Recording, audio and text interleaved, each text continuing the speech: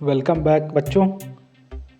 Complex number के अगले lecture में आप सभी का एक बार फिर से स्वागत है। आज हम लोग modulus and conjugate of a complex number पढ़ने वाले हैं कि ये मॉडुलस और कॉन्जुगेट क्या होता है। ठीक है, तो सपोज़ कीजिए कि एक कॉम्प्लेक्स नंबर दिया हुआ है z which is equals to a plus I B. तो modulus of complex number z, modulus of z को डिनोट किया जाता है मॉड ऑफ z से। ठीक है, और इसको डिफाइन किया जाता है which is equals to A square plus B square, यानी रियल पार्ट का स्क्वायर प्लस इमेजनरी पार्ट का स्क्वायर।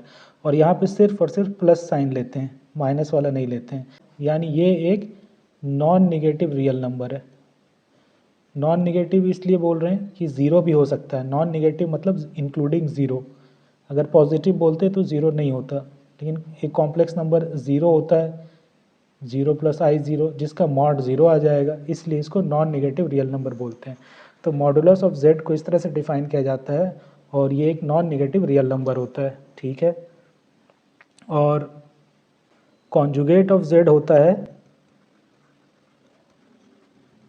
कॉन्जुगेट ऑफ z को हम लोग डिनोट करते हैं z बार से, और ये होता है a minus of I B, यानी जो इमेजनरी पार्ट है उसमें हम लोग माइनस लगा देते हैं। तो ये हो गया कॉन्जुगेट ऑफ z। ठीक है, अब इसकी बेसिस से कुछ फॉर्मूले डिराइव होते हैं। जैसे सपोज़ कीजिए कि आपने z और z कॉन्जुगेट को आपने मल्टीप्लाई कर दिया, तो देखिए क्या होगा, a plus I B into A minus I B. अब इसमें आप सिंपल फार्मूला लगा सकते हैं, A square minus B square का।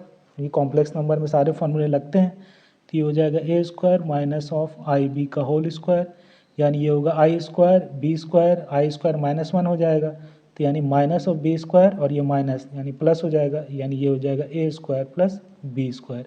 और ये A square plus B square क्या है, इसका स्क्वायर है, यानी this is equals to mod Z of square.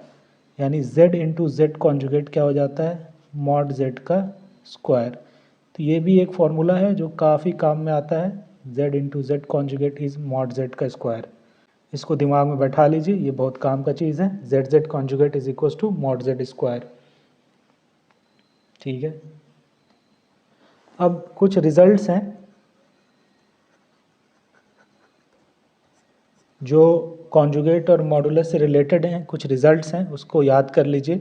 जैसे mod of z1 into z2, दो कॉम्प्लेक्स नंबर है z1 z2, उसका मॉडुलस ले रहे हैं, तो ये इक्वल होगा mod of z1 into mod of z2 के। या तो आप पहले मल्टीप्लाई करो फिर मॉडुलस लो, या फिर पहले मॉडुलस लो फिर मल्टीप्लाई करो, तो ये सेम हो जाता है। ठीक है, उसी तरह mod of z1 upon z2 division में है, तो या तो पहले डिवाइड कीजिए फिर मॉडुलस लीजिए, या फिर मॉडुलस आप पहले ले लो z1 का, फिर आप z2 का लो मॉडुलस और डिवाइड कर दो, provided z2 is not equals to zero. तो ये सेपरेट कर सकते हो आप। ठीक है, उसी तरह z1 इंटू z2 किए, फिर या तो पहले प्रोडक्ट लो उसके बाद पूरे का कॉन्जुगेट लो, this is same as z1 का कॉन्जुगेट इंटू z2 का कॉन्जुगेट। आप अलग अलग भी कॉन्जुगेट ले सकते हो, फिर उसका प्रोडक्ट लो। तो ये सब चाहो तो आप ड्राइव करके देख भी सकते हो, या फिर इसको आप एज इट इज़ आप मान सकते हो कि हाँ ट्रू है। उसी तरह z1 अपॉन z2 है, पहले आप डिवाइड करो फिर कॉन्जुगेट लो, या फिर पहले कॉन्जुगेट ले लो z1 का और z2 का, और फिर आप डिवाइड कर दो, provided z2 is not equals to zero. तो ये सब कुछ फार्मूले हैं मॉडुलस और कॉन्जुगेट से रिलेटेड। ठीक है, कुछ और फार्मूले हैं, जैसे z1 प्लस z2 है और आप इस पूरे का कॉन्जुगेट ले रहे हो, this is same as z1 का कॉन्जुगेट प्लस z2 का कॉन्जुगेट। ठीक है, अगला है z1 माइनस z2, और इस पूरे का कॉन्जुगेट लेना है, तो आप पहले क्या करो, z1 का कॉन्जुगेट ले लो और आप z2 का कॉन्जुगेट ले लो और फिर सब्ट्रैक्ट कर लो। तो ये सब ट्रू है।